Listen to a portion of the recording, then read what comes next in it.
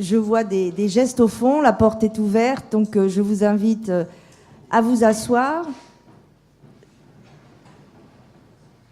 Alors vous dire que le président Frédéric Valletoux va nous rejoindre d'ici quelques minutes. Et pour ma part, je suis très heureuse de vous accueillir pour ces universités d'été, pour lesquelles d'ailleurs c'est les premières en ce qui me concerne en termes d'organisatrice et bien sûr de déléguée générale, et je vous remercie pour votre présence. Je souhaiterais saluer l'ensemble des personnes qui sont ici présentes, bien sûr saluer notre président qui va nous rejoindre, notre vice-président, mesdames et messieurs les parlementaires, puisque je sais que vous êtes ici présents, madame la directrice générale de l'offre de soins, merci de ta présence, chère Cécile. Madame la directrice générale de la Haute Autorité de Santé qui doit nous rejoindre, Madame la directrice générale de l'ANAP, chère Sophie, Mesdames et Messieurs les présidents de fédérations et de conférences, les représentants des services de santé des armées qui vont également nous rejoindre, Mesdames et Messieurs les présidents administrateurs et délégués régionaux, je souhaiterais saluer également Madame la directrice de cette belle institution qui nous accueille, chère Élodie, merci pour l'accueil aussi bon et puis cette fidélité. Et nous sommes très heureux, nous, d'organiser nos universités d'été dans un lieu qui nous correspond et qui ressemble à nos valeurs. Mesdames et messieurs et chers amis, bienvenue à tous et à toutes et à tous, pardon. Je suis ravie de vous retrouver, je vous le disais. Nous avons choisi de traiter, dans le cadre de ces universités d'été, la thématique des valeurs. Plus que jamais, la notion de valeur avec un S, est essentielle à un moment très important où nous avons tous besoin de donner du sens et de donner un sens qui perdure à notre action.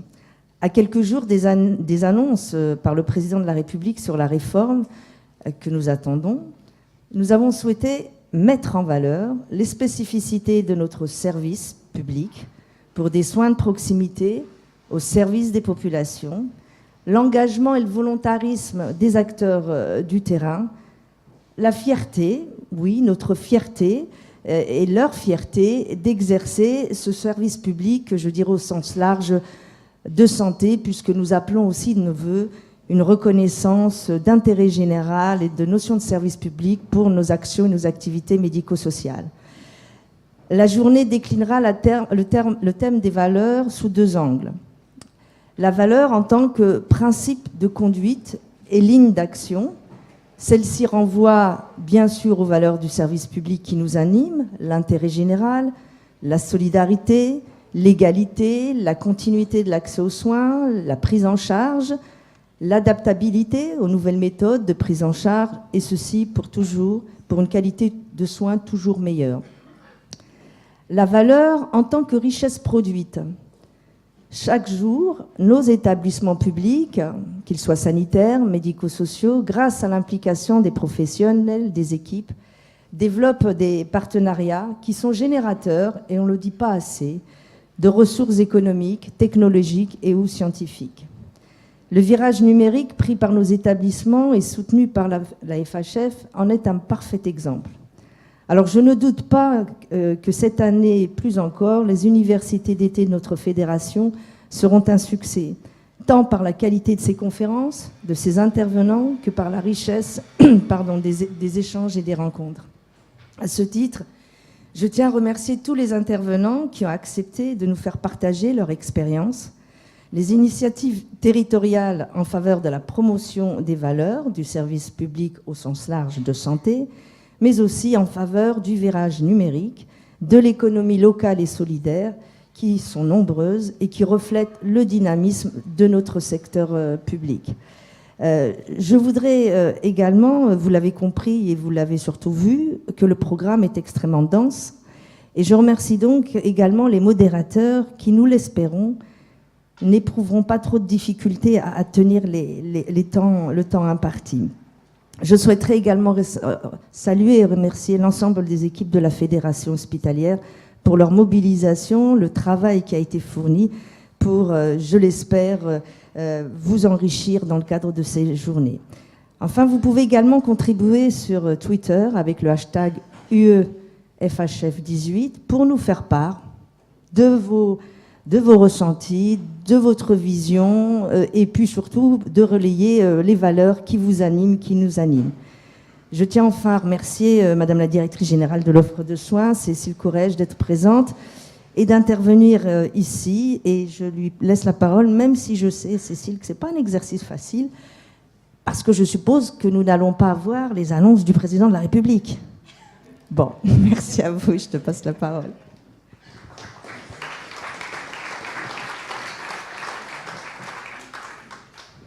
Madame la déléguée générale, mesdames et messieurs, puisque je ne vais pas refaire les formules d'appel, Zénab a fait ça particulièrement bien. Je vous remercie effectivement et je te remercie de m'avoir à nouveau invité pour l'ouverture des universités d'été de la FHF. Moi, c'est ma deuxième fois.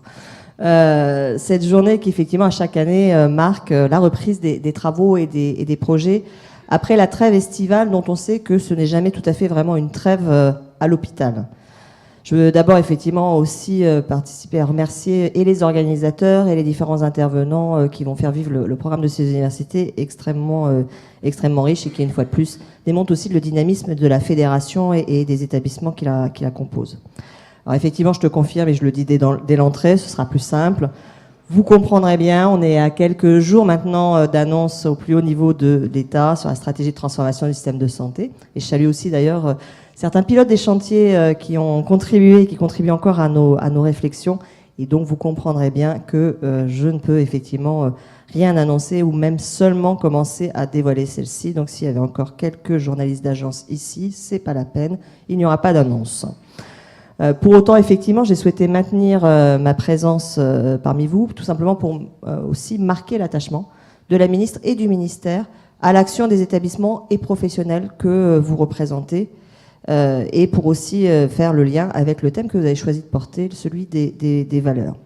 Vous avez en effet choisi cette année pour thématique une notion forte, les valeurs. Les valeurs, effectivement, comme tu l'as dit, à appréhender dans leur dimension polysémique, mais pour moi renvoie d'abord effectivement à leur sens moral, éthique et culturel.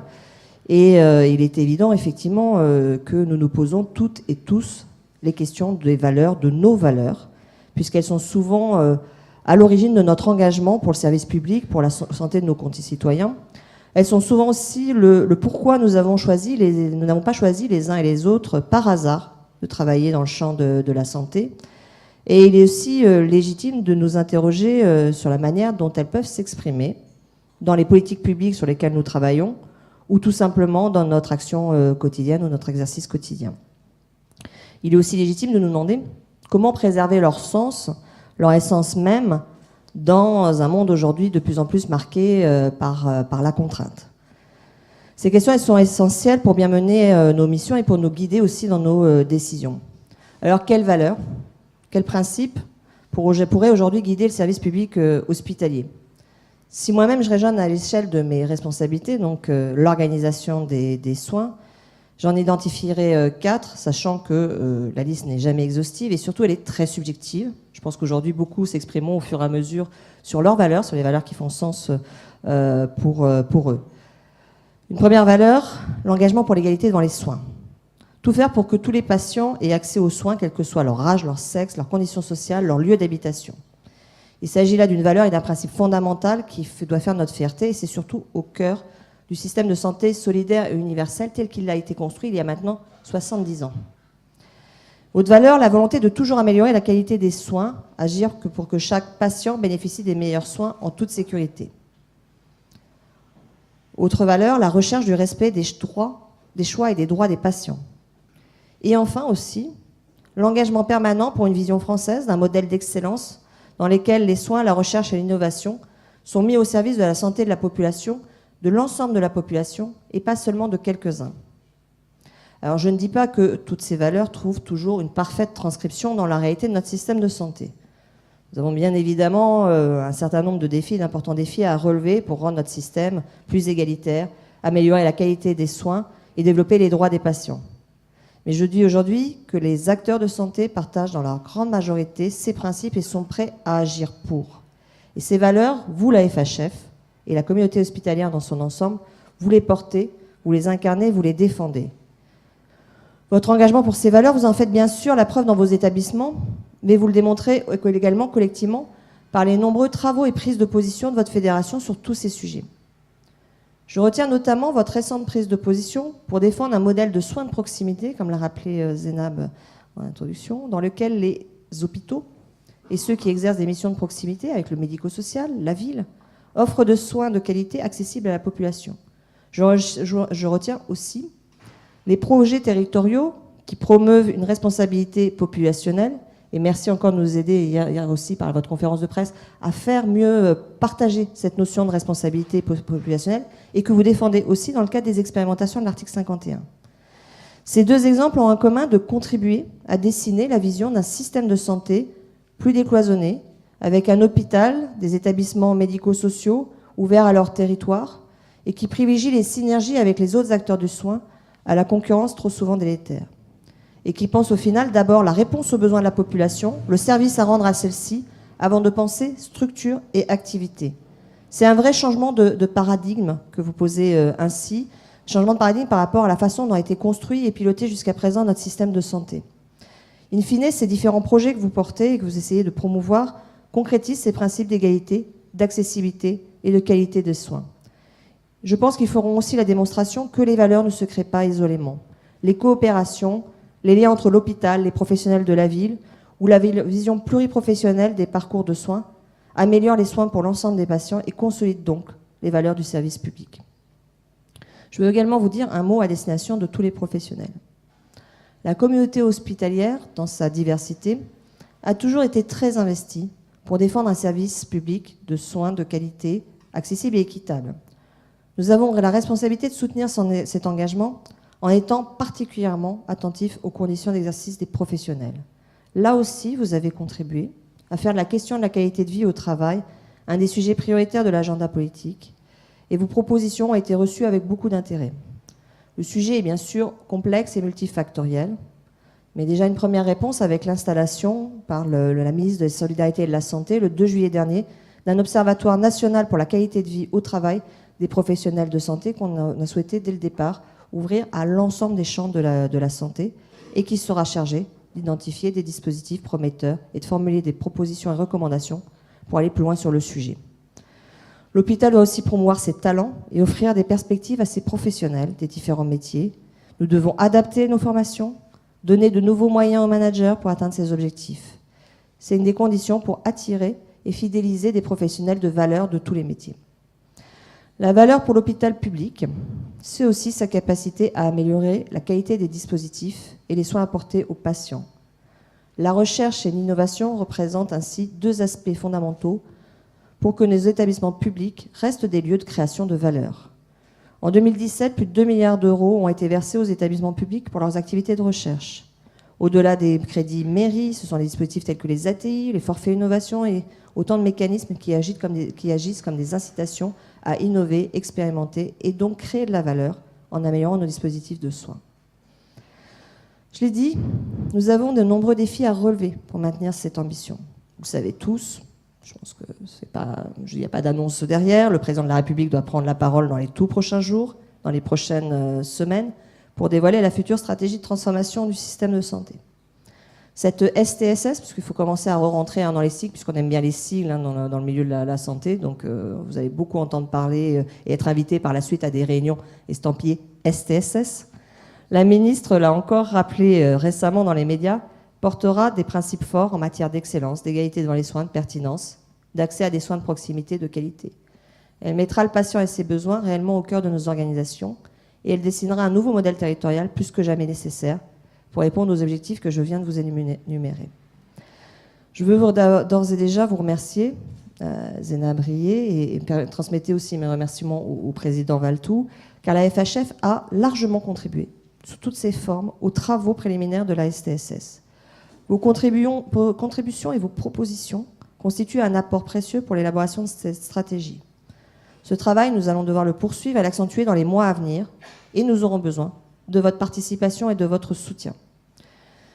Je l'ai dit au début de mon propos, les valeurs doivent se confronter au réel. Nous sommes bien conscients des tensions sociales, budgétaires des établissements et de ce qu'elles impliquent pour vous tous. La STSS prendra du temps et il y aura encore des moments difficiles avant de pouvoir améliorer structurellement et durablement la situation dans le vécu de chacun. Mais pour que cette stratégie porte ses fruits, il faudra qu'elle soit soutenue et incarnée sur le terrain, au plus près des patients et des professionnels. Vous l'aurez donc compris, je ne peux pas vous en dire plus aujourd'hui. Et la primeur doit bien sûr être réservée au président de la République et à la ministre. Mais pour autant, il me semblait quand même important d'être quand même présent aujourd'hui pour partager ces quelques messages avec vous. Mesdames, Messieurs, je conclurai en vous remerciant pour votre travail, en saluant votre engagement pour faire vivre les valeurs du service public. Et donc, je vous donne très vite rendez-vous, après les annonces du président de la République et de la ministre. Nous aurons besoin de vous, et je sais compter sur votre engagement, car une dernière conviction que je veux partager avec vous, il n'y aura pas de transformation du système de santé si elle n'est pas portée d'abord par tous ces acteurs. Je vous souhaite de très bonnes universités d'été.